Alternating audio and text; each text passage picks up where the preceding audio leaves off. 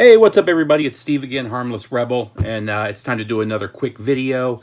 This one will be a response to Brother John's 1987 Best of 1987 video. He asked us to show his or to show our records from 1987.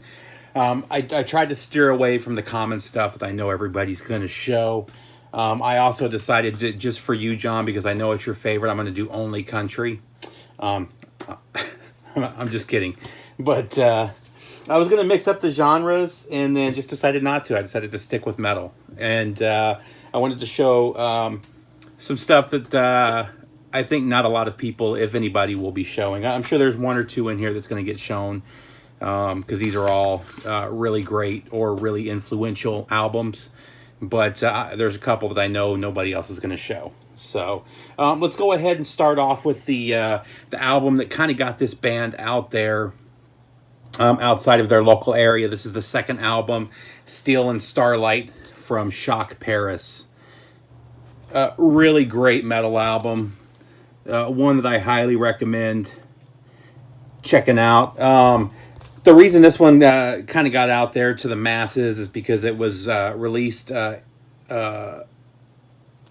by Auburn through IRS. So this was their major label release. I've got their debut as well, which is an amazing album. But I love this one as well. And this one is a promo. I thought it was a white label promo, but it's not. It's just a gold stamp.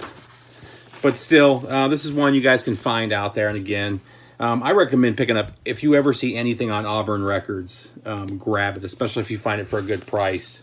The stuff that they did in conjunction with labels like this one is relatively easy to find. Their debut is super hard to find. I got really lucky when I ran across that one for really cheap, because that one goes for $50-$60. But all three of their albums are absolutely killer, and I highly recommend grabbing them. So that's the first one from 1987. Next up, a U.S. power metal classic.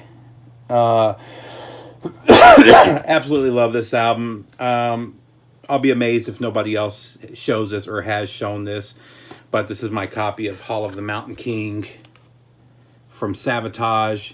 Oddly enough, this one's a promo as well.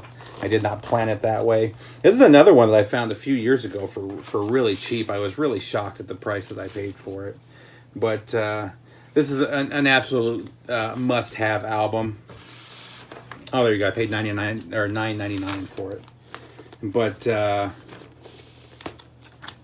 again, just an amazing album from just a pioneering band.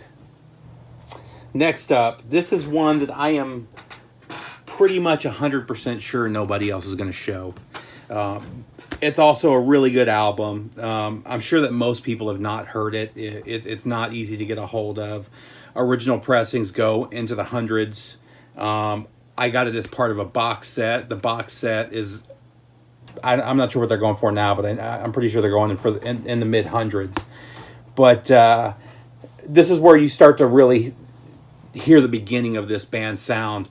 This is the fourth release from the band. They had two singles and an EP that came out before this, but this is their debut album. This is Soul Crusher from White Zombie, and you can see Sean and Rob on the cover there.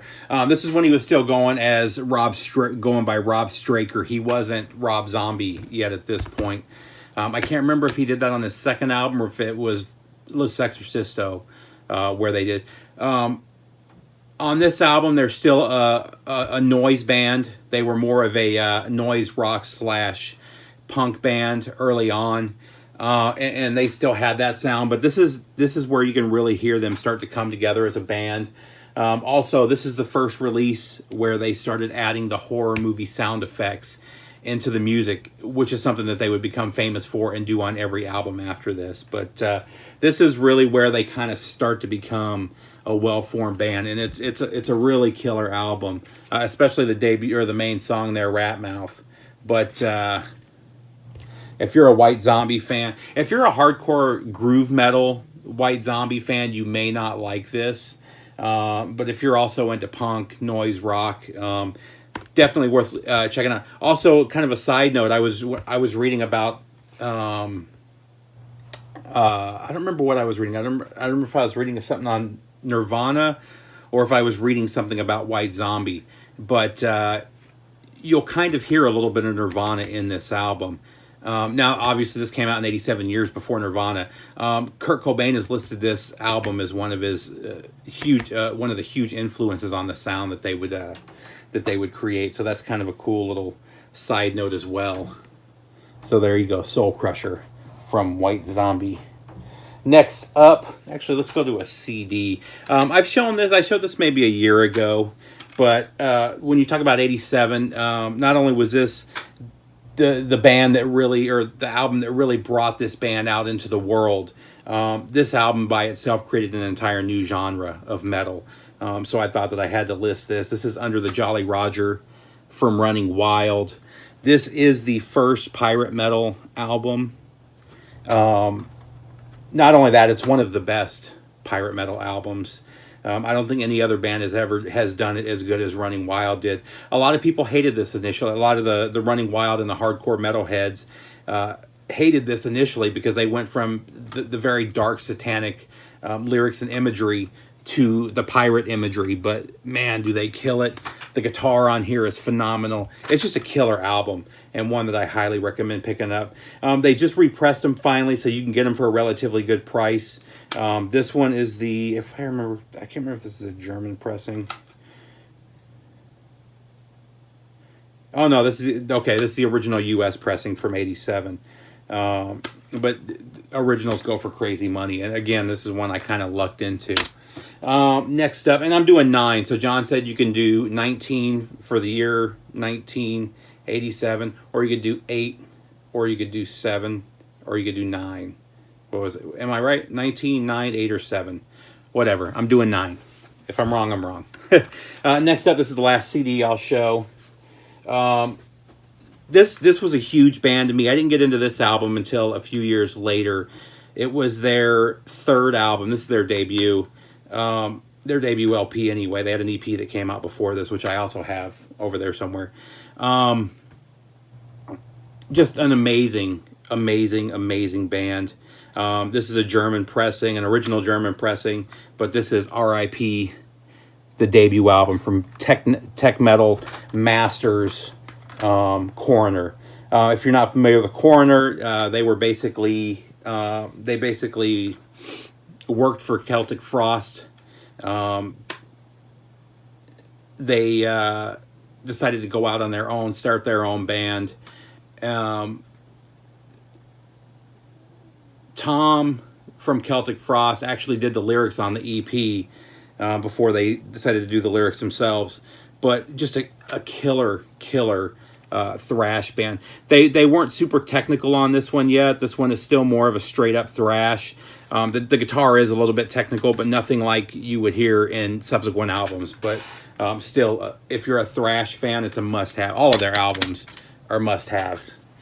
Next up, one of my all-time favorite albums. Actually, before we get to those, I've talked about this a bunch of times. I have multiple versions of this.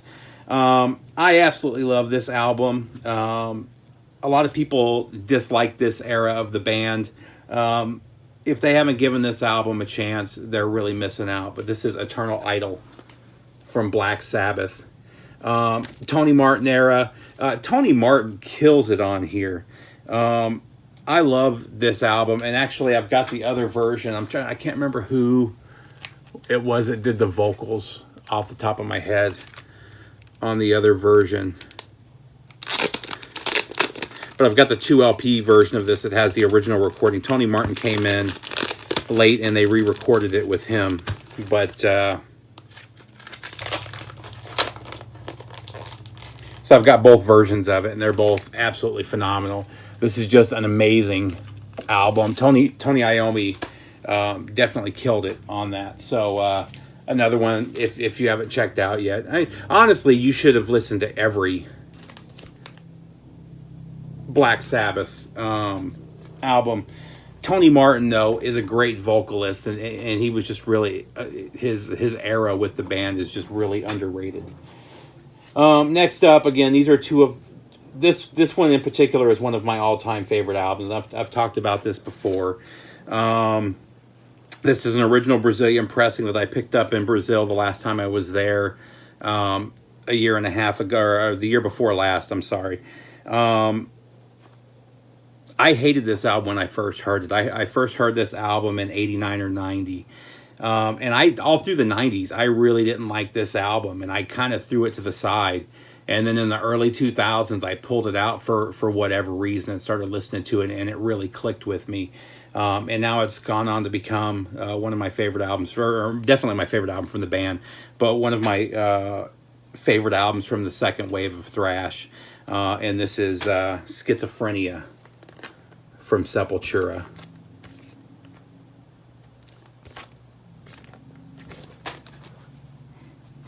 And that's another one that a lot of people throw around the term death metal. This one, Beneath the Remains, the two EPs before this one. And I've talked about this one before. It's kind of cool. Somebody, I was reading Max Cavalera's book. I don't have it here. It's by my bedstand. But Max was talking about people have asked why they don't re-record this album because of the sound quality. And he talks about the fact that they can't re-record it because they can't get that sound again. He didn't realize it when he recorded this in Brazil. They didn't realize it until a couple days later when they listened to the final mix. He was out of tune for the entire session. And he said they've never been able to replicate that sound. And he said it just doesn't sound as good when it's not tuned that way. So regardless, I wouldn't want him to re-record this or remaster it anyway. I think they did a great job with this. I love the rawness of it. But Schizophrenia. And then last but not least, another one that finally some people in the VC have started to show it and have gotten into it. I absolutely love this album. I can't get enough of it. I still listen to this at least once every couple weeks. This has never been filed in my collection. It's always around here somewhere to get spun. But this is Refuge Denied from Sanctuary. And I just showed this recently. We just lost the lead singer, unfortunately, because their last album from a couple years ago was phenomenal as well. They haven't done a bad album. Just a monster metal band. This was my favorite though. This one was produced by Dave Mustaine, which is not why it's my favorite.